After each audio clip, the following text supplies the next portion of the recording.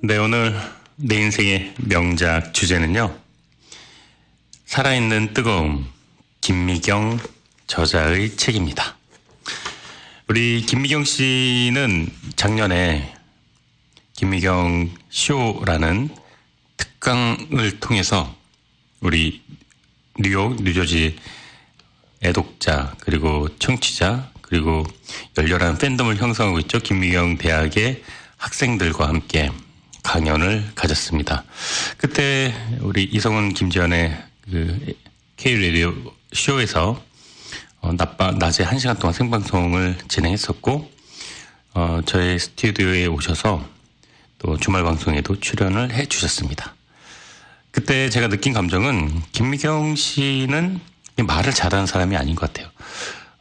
철학가이자 사색가이자 명상가이자 그리고 모든이라기보다는 대부분의 일에 해박한 정보력이 굉장히 높고 뛰어난 학자이다. 그런 생각이 들었습니다. 가장 중요한 건 되게 매력적이다. 네. 혹자는 김미경 씨의 강의를 듣고 돌려막기식이다라고 말을 하는 분들도 계세요. 또 혹자는 언제적 말을 아직도 울고 먹냐. 그리고 자기계발이라는 그 한정된 주제는 어차피 그게 그거다. 내가 몰라서 못하냐, 알아도 안 한다. 뭐 이런 분들도 계십니다.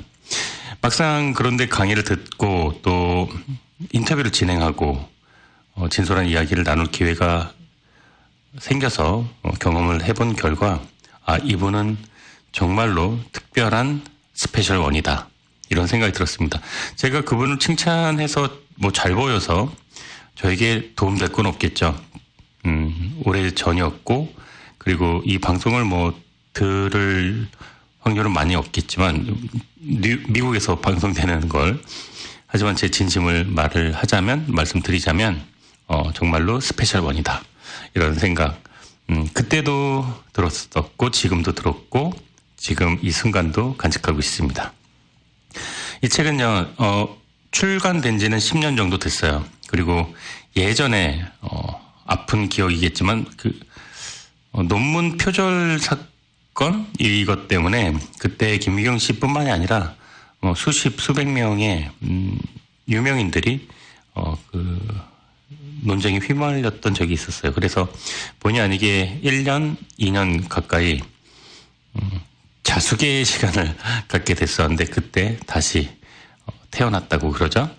그때 당시에 만들었던 책이고 많은 인생의 숙고 그리고 성찰 그리고 우리에게 전해지는 메시지가 예전에 당당하고 기쁘게 삶을 받아들이고 도전하라 였다면 지금은 꽤나 내부적인 그 이야기로 침잠하게 됩니다.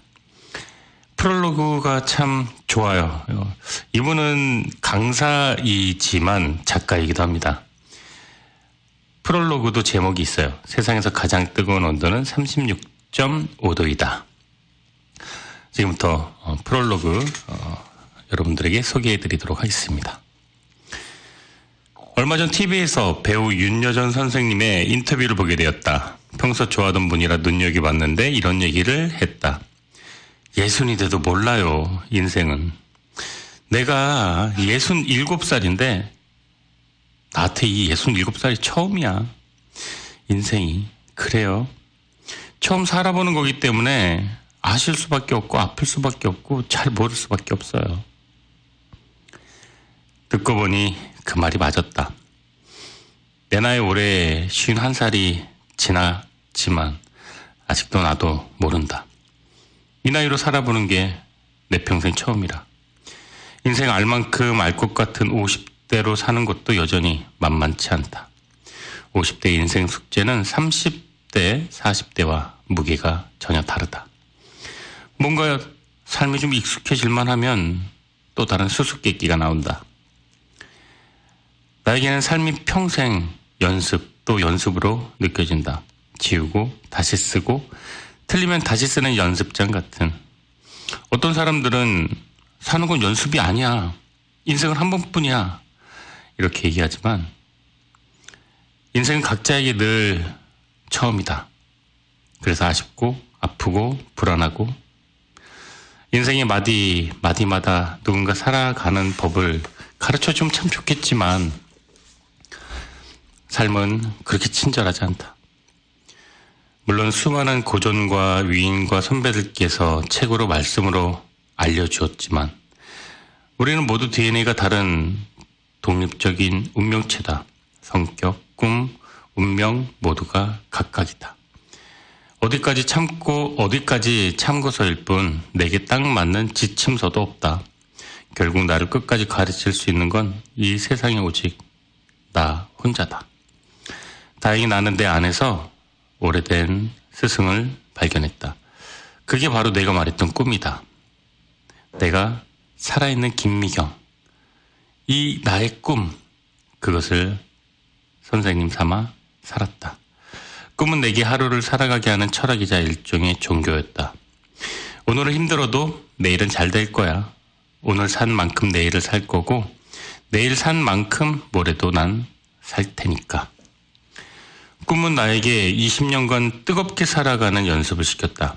그렇게 수많은 연습장을 지우고 다시 쓰면서 꿈은 단편적인 성공이 아니라 성장이라는 것, 그리고 나다운 것이라는 것도 배웠다.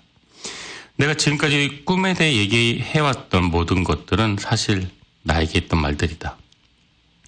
누군가를 위해 애써 일부러 지어내고 생각해낸 게 아니라 오랜 시간 나를 키워왔던 말들이었다. 그런데 너무 감사하게도 많은 독자들과 청중이 내 말에 귀를 기울였다. 아직 어린 초등학생부터 환갑 넘은 어머니들까지 강의와 방송을 통해 함께 공감했고 울고 웃었다. 잠시 잊고 있었던 꿈을 되돌아보면서 삶에 대한 열정과 용기를 되찾았다는 반응을 볼 때마다 마음 깊은 곳에서 묵직한 행복이 올라왔다. 근데 언제부터였을까? 많은 10대 청소년들의 이메일을 받을 때마다 고민하기 시작했다. 원장님, 저는 꿈이 디자이너입니다. 미술학원 다니면서 디자인 공부하고 싶은데 얼마 전 부모님이 이혼하셨어요. 그래서 저는 지금 아빠를 따라 갑자기 시골로 전학을 가게 돼요. 아무것도 할 수 없는 제 상황이 답답하고 부모님이 원망스러워요. 전 어쩌면 좋을까요? 올해 중3이라는 아이는 내게 꿈에 대한 고민을 털어놓았지만 결국 묻고 있는 건 운명이었다. 선택할 수 없고 예측할 수 없는 거센 바람 앞에 그 아이는 길을 묻고 있었다. 그 아이 앞에서 내가 꿈을 갖고 이겨내라는 무책임한 대답은 도저히 할 수 없었다. 그건 또 하나의 상처가 될지도 모르니까.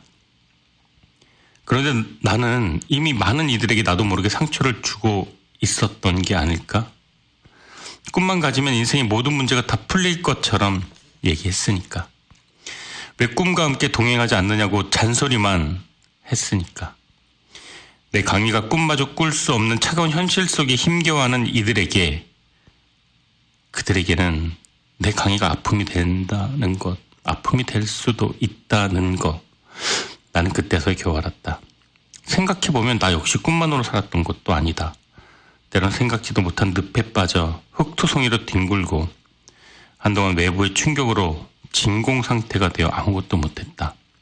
가족을 비롯해 주변 사람들과 수없이 다투고 때로는 상처를 주고 받기도 했다.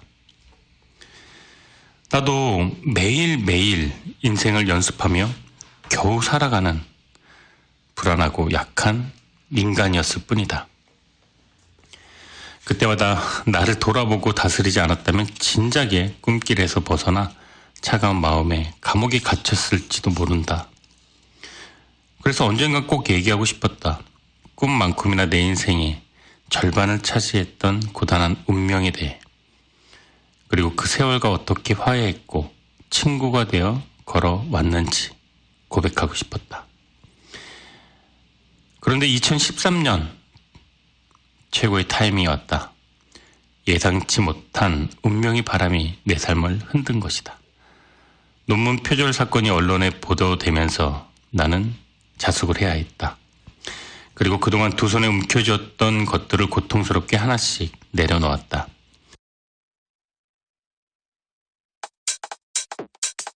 카펫부터 하드우드 바닥까지 노즐 교체 없이 청소하고 먼지도 알아서 비워주는 LG 올인원 타워 청소기. 지금 LG닷컴에서 구매하면 149불 상당의 청소 노즐 키트를 무료로. 더욱 스마트하고 강력해진 LG 올인원 타워 청소기가 10시 30분을 알려드립니다.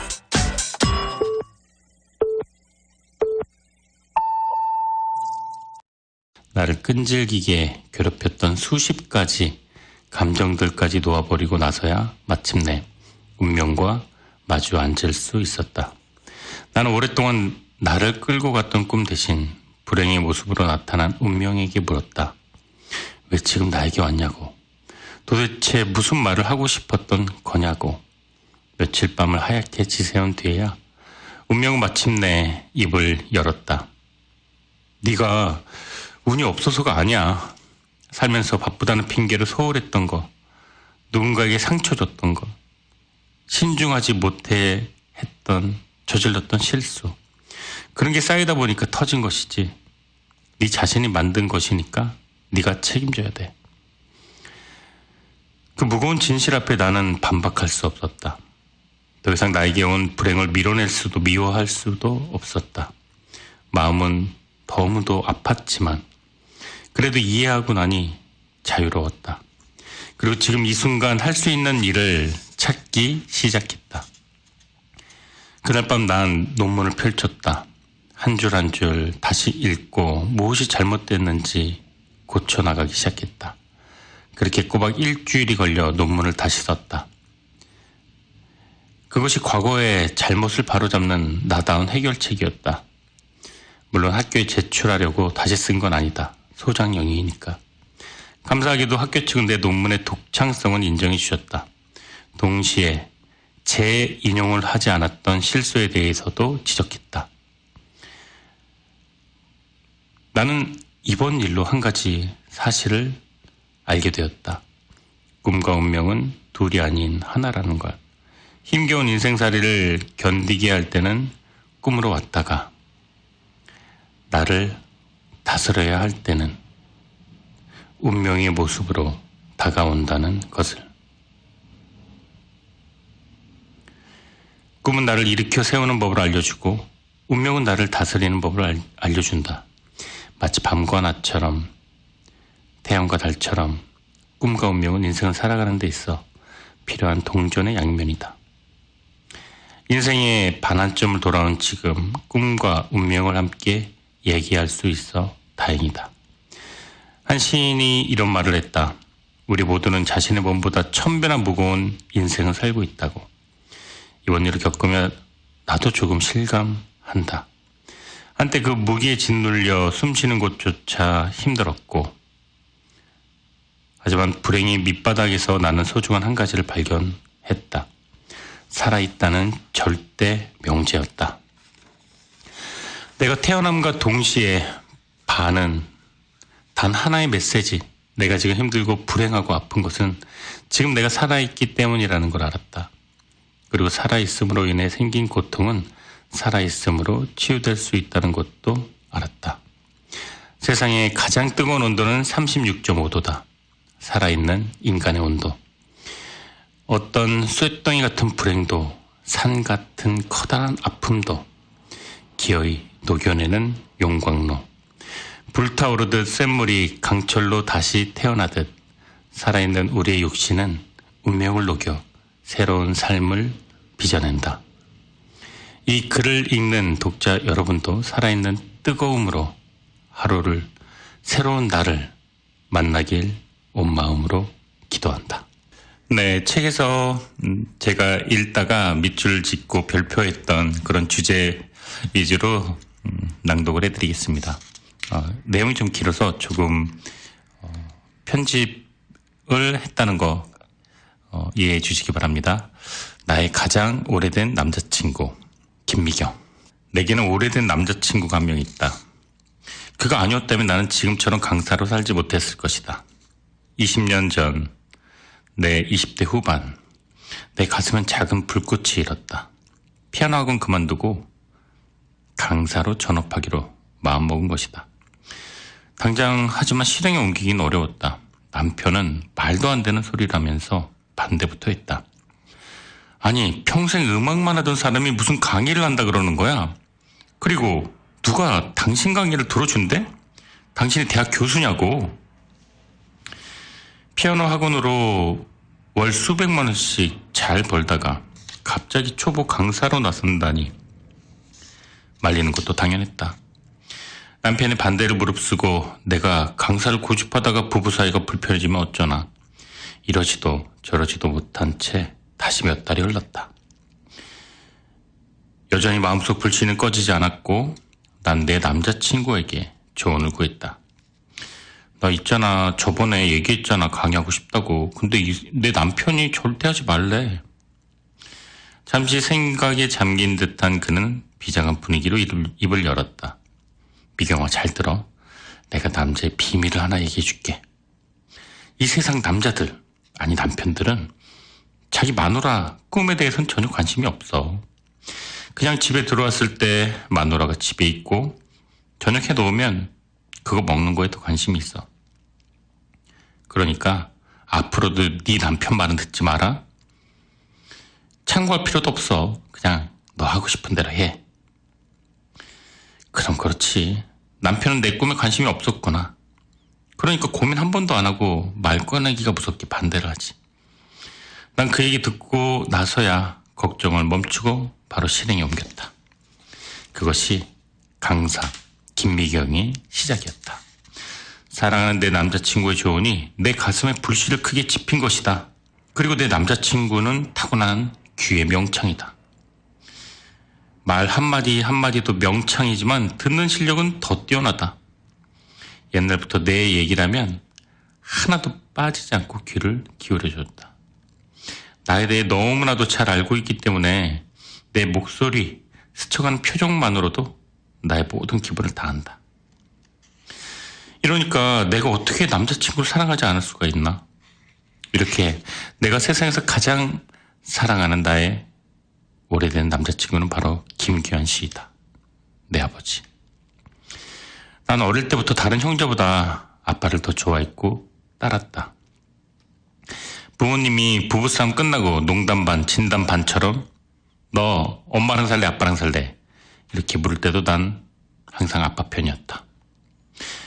엄마랑 산다 그러면 음식도 잘 먹고 배불리 먹고 공부할 수도 있고, 그리고 엄마는 양장점을 했기 때문에 돈도 잘 벌어서 풍족하게 우리를 케어할 수 있었지만 나는 외롭게도 아버지 쪽에 줄을 섰다. 굶고 살아도 좋으니까 아버지가 말하는 게 좋았다. 아버지가 내 얘기를 들어주는 게 좋았다. 어릴 적 내가 학교에서 돌아오면 아버진 늘 우리에게 학교에서 무슨 일이 있었는지 물었다. 형제 중 가장 신나게 이야기 보따리를 푸는 건 물론 나였다. 지금도 50이 넘은 딸은 팔순된 아버지와 전화기를 붙잡고 2시간씩 통화를 한다. 수십 년이 지나도 할 얘기, 들을 얘기, 나눌 얘기가 얼마나 많은지. 내게 아버지와의 통화 시간은 금쪽같이 소중한 데이트 시간이다. 2년 전이었다. 애들 데리고 부모님과 함께 스키를 타러 갔는데 내가 스키를 잘 탄다며 어린 손자, 손녀들 다 제쳐두고 내 엉덩이만 마구마구 두들겼다. 아이고, 우리 미경이 어째 이렇게 스키를 잘 타나. 이런 말과 함께 자식은 아무리 나이를 먹어도 그저 자식인가 보다. 어린아이 마냥 내 엉덩이를 두드리며 칭찬하는 아버지의 눈에는 대견함이 가득했다. 그날 저녁 밥을 먹고 산책을 했다, 아버지와. 그때 아버지가 느닷없이 옛날 얘기를 꺼내셨다. 미경아, 아빠는 초등학교 선생님을 계속 했어야 됐어. 그치? 난 이제야 그걸 알았다. 아빠는 젊은 시절 실수도 많이 했지. 네 엄마랑 결혼하고 호강시켜 주려고 했는데 안 되더라. 일만 하면 망하고 또 망하고. 아빠가 살면서 제일 필요한 사람이 누구였는지 아나? 바로 멘토였다. 아빠는 멘토가 없었어. 내 인생 중요한 시점에서 늘 그게 간절했지만 없더라고. 난 깜짝 놀랐다. 아버지가 가장 필요했던 사람이 멘토였다니. 아버지도 참 꿈 많은 젊은 시절이 있었지, 나처럼. 너 기억나냐? 피아노 학원 그만두고 강사 되겠다고 했을 때 아빠가 한 말. 그럼요. 아빠 아니었으면 난 지금 강사 되지 못했을 테니까. 난 그때 너에게 조언을 한 게 아니야. 너에게 멘토가 되고 싶었던 거지. 그 말을 듣는 순간 눈물이 났다. 고마워서가 아니라 미안해서. 50년 넘게 아버지는 나의 모든 걸 알아주고 내 인생의 힘든 순간마다 지지했다. 그런데 정작 나는 아버지를 너무 모른다는 생각이 들었다. 내 가장 오래된 남자친구인데 대학교 1학년 때 잠깐 만난 남자보다 더 아는 게 없었다. 우리 아버지는 소문난 마이너스의 손이다. 손대는 것마다 다 잘 안 돼서 줄줄이 말아먹었다. 마지막에 했던 일은 돈사를 지어서 돼지를 기르신 것이다.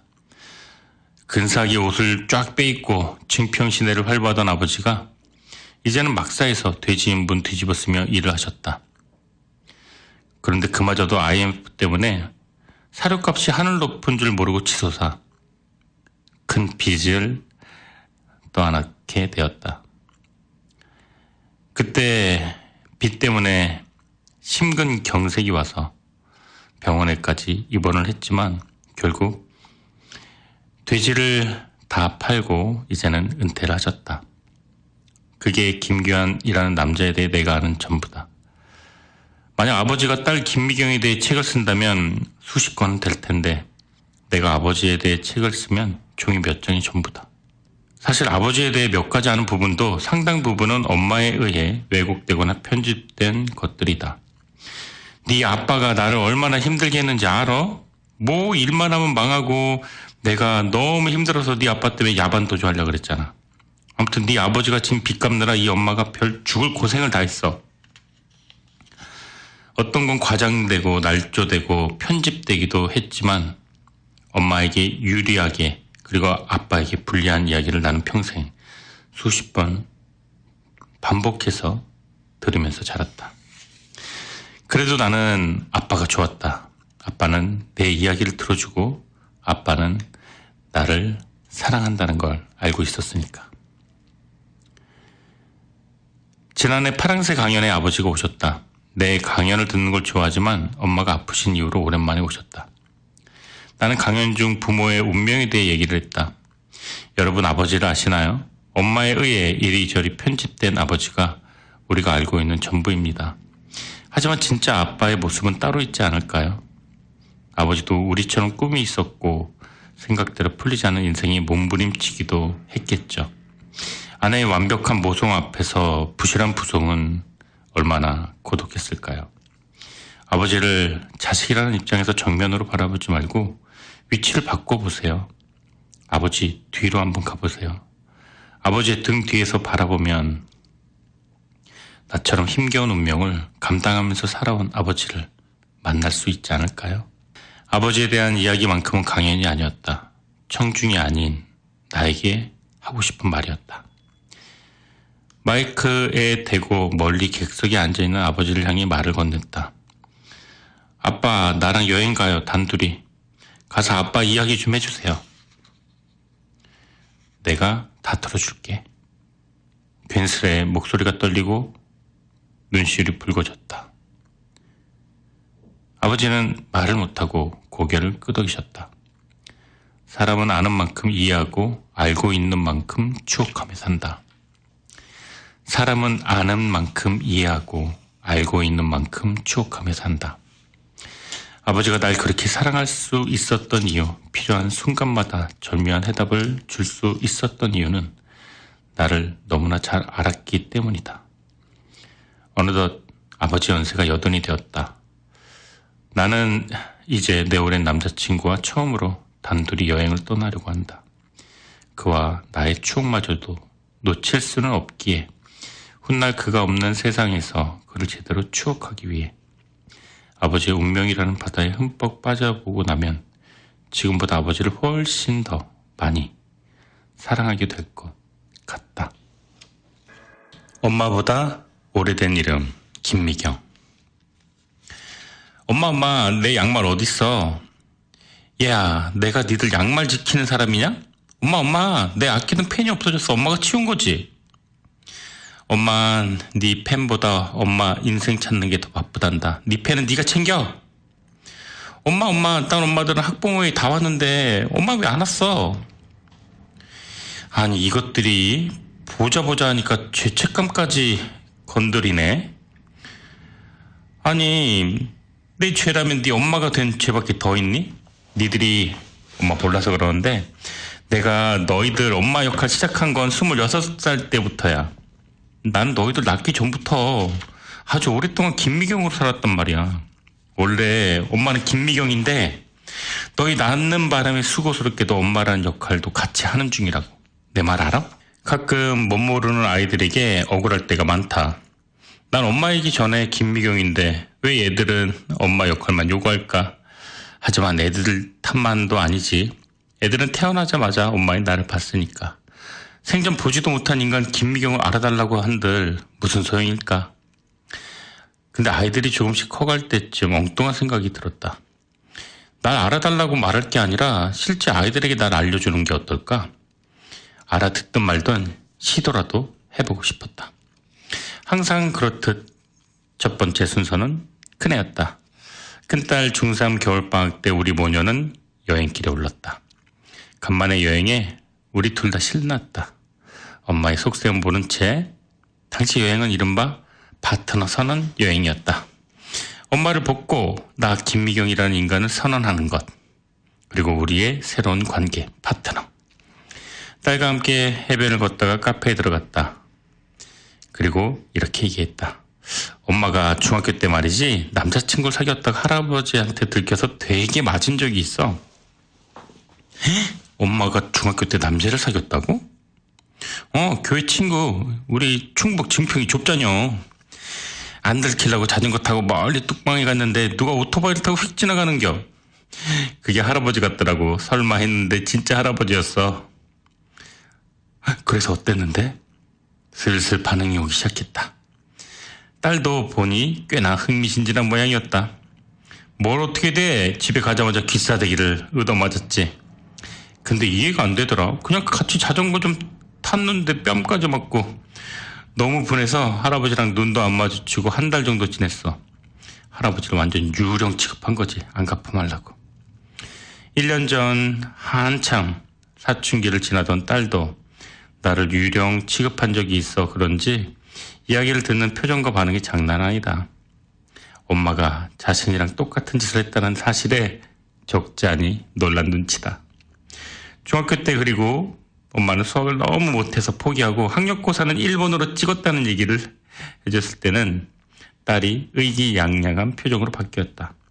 그래도 난 엄마보다 수학만큼은 좋아 이렇게 대꾸를 했다. 그리고 겨울에 입는 코트 있잖아. 나 그 코트도 교복처럼 다 똑같이 애들이 입을 때 나는 그거를 할머니 졸라서 당시 서울에서 제일 유행하는 박스 스타일 코트를 해 입었어. 그런데 애들이 난리가 난 거야. 청주 시내에서 내가 여학생 최초로 그 박스 스타일 더블 단치 코트를 입었으니까. 그런데 학교에서는 들켜서 학생주임한테 불려가서 엄청 야단을 먹었지. 와, 우리 엄마 완전 대박이다. 그렇게 앞서가 탔단 말이야? 그렇게 앞서가면은 엄마 완전 패션 리더였겠네. 여행을 하는 동안 딸은 이제껏 볼 수 없었던 반짝이는 눈빛으로 내 이야기에 빠져들었다. 어린 시절부터 대학 시절, 결혼 전까지 나의 카테고리별로 내 인생을 얘기했다. 공부, 연애, 꿈, 슬럼프, 돈, 직업, 철학. 그러자 놀라운 일이 벌어졌다. 딸도 친구와 밤새 수다로 나눌 만한 비화를 내게 털어놓았다. 딸의 얘기를 들으니까 큰애도 나의 사춘기만큼 아팠고 나의 16살보다 더 성숙한 시기를 지나고 있었다. 엄마, 근데 이건 비밀인데 말이야. 딸의 입에서 비밀이라는 단어가 나오는 순간 가슴이 떨려왔다. 제일 친한 친구 한 명만 안다며 3년간 짝사랑한 남학생 이야기를 털어놓는 딸에게 나는 적잖이 감동했다. 이건 나의 파트너 선언 여행에서 얻어걸린 최고의 대어였다. 그동안 내가 딸에게 했던 이야기로는 이 닦았니? 컴퓨터 껐니? 시험 잘 봤니? 이런 군대 점호에 가까운 얘기가 전부였다. 그런데 16살 간 넘긴 중3 딸과 인간 대 인간으로 내가 대화를 나누고 있다니 얼마나 흐뭇한가. 생각해보니 나만 파트너 선언을 한 게 아니라 내 딸도 파트너 선언을 하고 있는 중이었다. 우린 엄마와 딸의 역할을 내려놓고 서로가 한 번도 접근하지 않았던 신성한 지역으로 조심스레 서로를 안내했다. 그건 일종의 성지순례였다. 이야기를 나눌수록 우린 서로를 파트너로 신뢰하게 되었다. 우리 엄마 앞뒤 꽉 막힌 40대 아줌마 아니었구나. 나랑 비슷한 고민을 30년 전에 먼저 한 사람이었구나. 나 역시 우리 딸이 다 컸구나. 내 생각보다 더 강하고 진지하게 살고 있었구나. 나는 지금 이 땅에서 엄마라는 이름으로 또 아빠라는 이름으로 살고 있는 많은 부모들에게 둘만의 파트너 선언 여행을 꼭 권해주고 싶다. 여럿이 가게 되는 가족여행은 파트너끼리의 대화가 아니라 그저 수다가 되어버린다. 나보다는 우리를 얘기할 수밖에 없다. 하지만 단둘, 인간 대 인간의 여행은 엄마이기 이전에, 아빠이기 이전에 나를 알려주는 좋은 기회가 된다. 너희들이 엄마라고 불러주니 엄마처럼 행동했지만 내 속에는 김미경이라는 자유롭고 고집세고 꿈 많은 여자가 존재했단다. 이렇게 나를 보여줌과 동시에 아이에게는 한 인간이자 파트너로 인정받는 시간. 이제 너랑 나랑 어른으로서 감정적으로 말투고 살자. 16살 넘으면 너도 어른이야. 너에게 동등한 어른으로 나를 보여주고 너도 이제 어른으로서 엄마에게 보여주렴. 우린 이제 파트너니까. 시기도 이 무렵이 적당하다. 20살 넘기면 이미 돈도 사람도 주변에 많아질 때라 엄마라는 존재는 말 섞기 힘든 주변인으로 전락하고 만다. 나중에 단둘이 여행 갈 시간도 없다. 스케줄 맞추기도 힘들고. 대개 엄마들이 자녀에게 전해주는 이야기는 소시적 한가락했던 이야기였다. 처녀 때 얼마나 이뻤는지, 남자가 얼마나 따라왔는지, 공부를 잘했지만 시대를 잘못 탔다는 등 믿거나 말거나 이야기다. 하지만 아이들에게 정작 알려줘야 할 거는 내가 누구인가이다. 그건 엄마로서의 책임이기도 하다. 도대체 왜 엄마 마음을 몰라주냐, 왜 이해를 못하냐 아무리 떠들었든 메아리만 울릴 뿐이다. 내가 누군지, 꿈이 뭔지, 어떤 여자로 살고 싶은지 알려주지 않으면 자녀는 영원히 우리를 밥 주고 챙겨주는 엄마로만 대한다. 인간 대 인간으로 이해를 아예 하려고 하지 않는다. 난 내 딸과 단 며칠 여행에서 지난 40 몇 년간 내 딸의 16년 인생을 돌아봤다. 그리고 서로 신성한 지역으로 순례를 하며 서로의 꿈과 운명을 이해했다. 나는 엄마라는 역할도 좋아한다. 그러나 엄마는 역할일 뿐 내가 아니다. 아내도 역시 역할일 뿐 내 본질이 아니다. 역할이 본 존재보다 앞설 수 없다. 난 김미경으로 태어났고 엄마뿐만 아닌 무수한 많은 역할을 수행하다 결국 죽을 때는 김미경으로 죽을 것이다. 그래서 영원히 역할에 묻혀 사는 건 나 자신에게 공정한 일이 아니고 자녀에게도 공정한 일이 아니다. 본래 이 김미경이란 존재는 엄마 역할을 하며 사는 게 나의 많은 역할 중 하나라는 것, 그거를 딸에게 알려주는 것도 의미가 있다. 내 딸 역시 나의 딸이라는 역할 중에 하나였다는 것. 나는 내 딸이 엄마와 자신의 존재 사이에 나 혹시 이기적인 사람은 아닐까? 이런 책임감으로, 이런 죄책감으로 살지 않길 바란다. 이제 우리 아이는 중학교 3학년 겨울이 되면 당연히 엄마와 단둘이 여행 가는 걸 알고 있다. 파트너 선언 여행이 우리 집의 필수 투어가 됐다. 큰딸, 작은 아들과 여행은 이미 했고 이제 막내와의 여행까지는 6년이 남았다. 아직 초등생인 막내도 언니 오빠로부터 파트너 선언 여행에 대해 들어서 알고 있다. 엄마와 함께하는 아주 재밌고 이야기거리 가득한 여행으로 막내는 벌써부터 이 여행 이야기를 들으며 설레어 한다. 얼마 전 내 생일날 아들로부터 생일 카드를 받았다. 카드의 마지막에는 이렇게 쓰여 있었다. 내가 사랑하는 엄마이자 존경하는 스승 김미경 씨에게.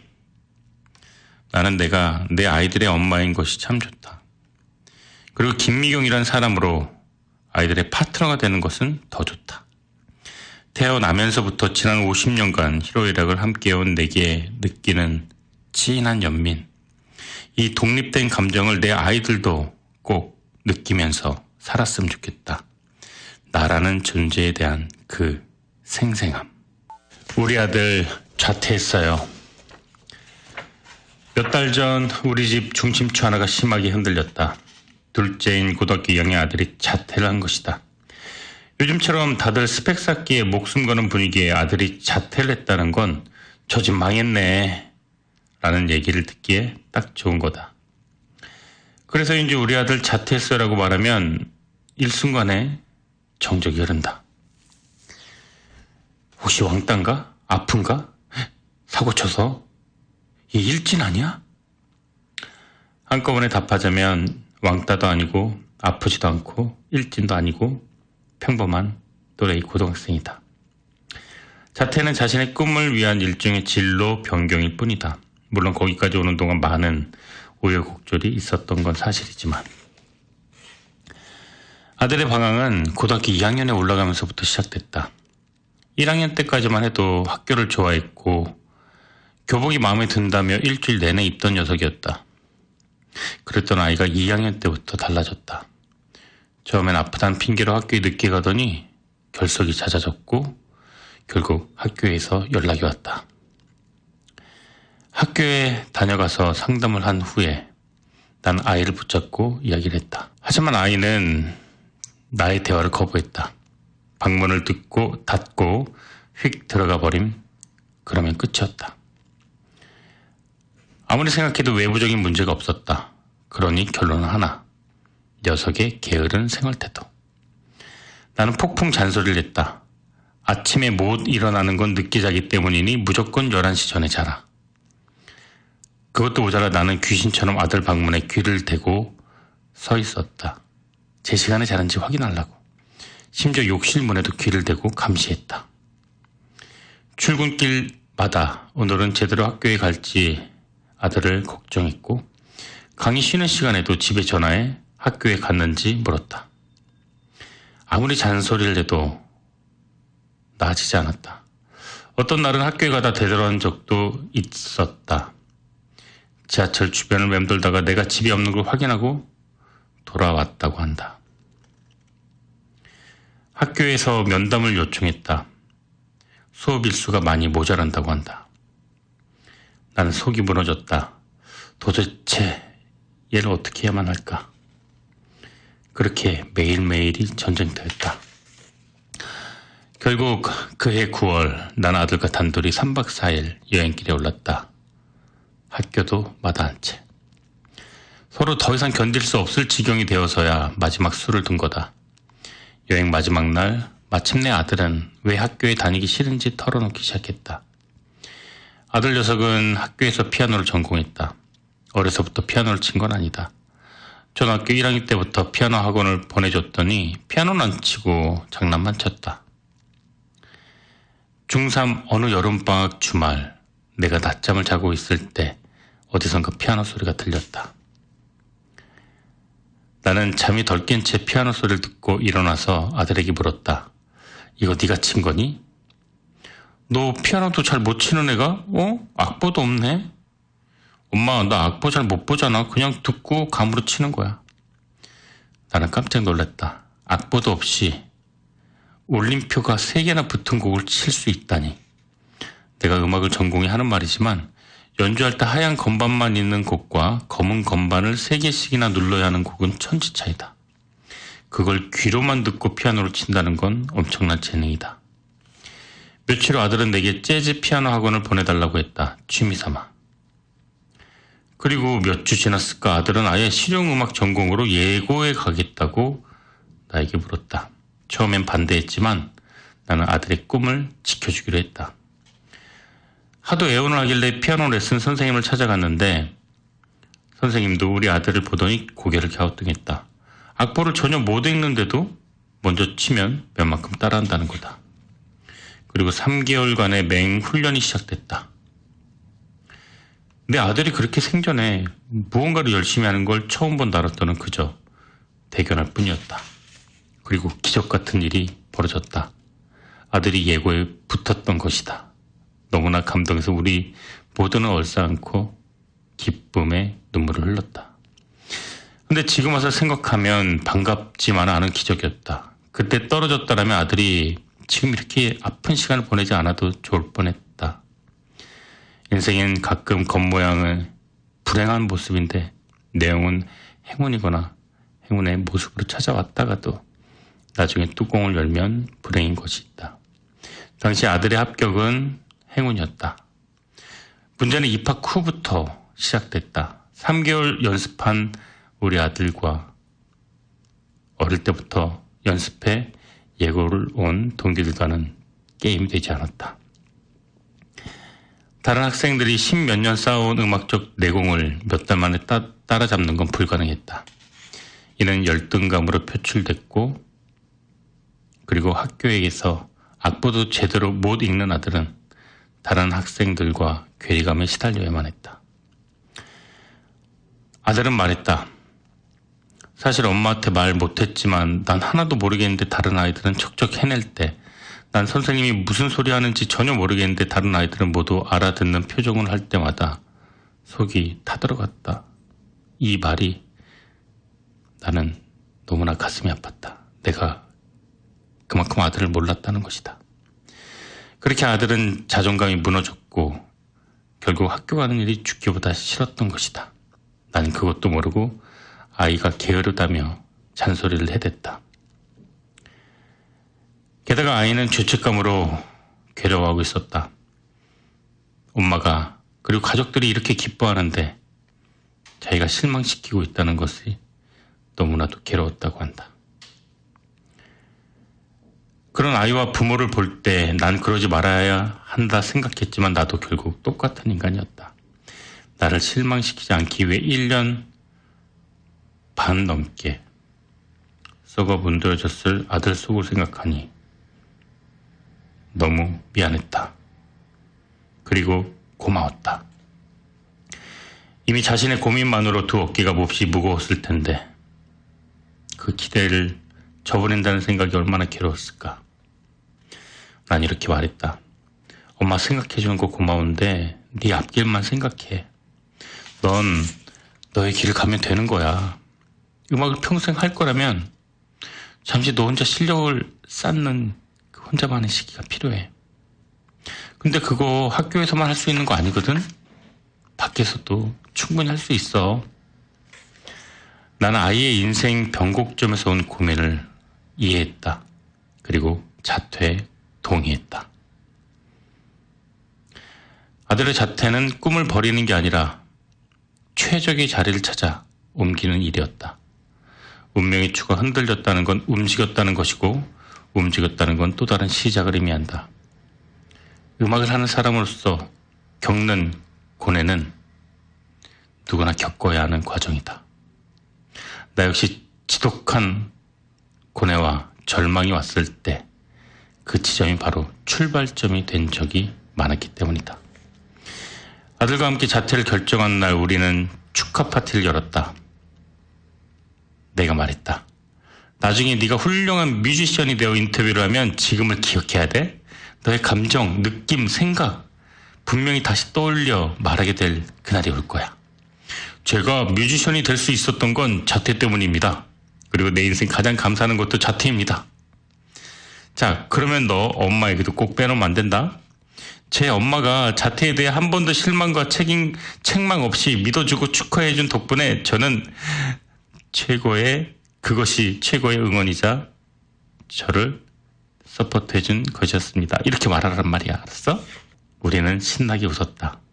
얼마 뒤 관상의 음악 감독인 이병우 감독을 만난 자리에 우리 아들 자퇴 얘기를 했더니 대답이 걸작이었다. 잘했네. 원래 뮤지션은 자퇴 정도 해야 나중에 먹어주지. 난 아들에게 이병우 감독의 말을 전해주면서 국내외 유명한 뮤지션들의 자료를 찾아줬다. 학교라는 울타리에서 배우는 대신 본인이 음악을 배워 성공한 뮤지션들의 이야기였다. 다행히 녀석은 얼마 후 뮤지션들 옆에서 배우고 듣고 자기만의 음악 수업을 시작했다. 나는 강연에서 이렇게 말했다. 얼마 전 우리 아들이 자퇴를 했어요. 그리고 드디어 우리 아들은 자신의 꿈과 운명을 향해 한 발 내딛었습니다. 난 자랑스러워요, 아들이. 드림워커로서 한 팀이 되어 정말 기쁩니다. 서울대 하버드 다니는 어떤 아들과도 바꾸지 않을 거예요. 우리 아들이 자꾸 미안하다 그러더라고요. 그래서 내가 말해줬죠. 너 생각해봐. 입사가 힘들어, 퇴사가 힘들어. 자퇴가 더 힘든 거야. 들어갈 때는 다 같이 들어가지만 나올 때는 혼자만 결정해야 되는데 얼마나 외롭고 힘들겠니? 너 정말 인생을 신중하게 사는 사람인 거 엄마가 알아. 그러니까 이번 일도 네가 얼마나 고민한지 알아. 후회하지 마. 그때 강연을 듣고 있던 아들의 눈에서 눈물이 떨어지는 게 보였다. 난 아들이 불행이라고 생각했던 자퇴를 10몇 년 후 자기 인생에서 최고의 행운으로 만들 수 있을 거라 생각한다. 그리고 진심으로 고맙다. 힘든 시간 속에서도 자기를 잃지 않아줘서. 마지막까지 본인을 믿고 용기를 내서 흔들린 운명을 부여잡고 새로운 꿈을 향해 한 발을 내딛고 있는 아들의 등 뒤에 내가 서니까 괜스레 가슴이 벅차오른다.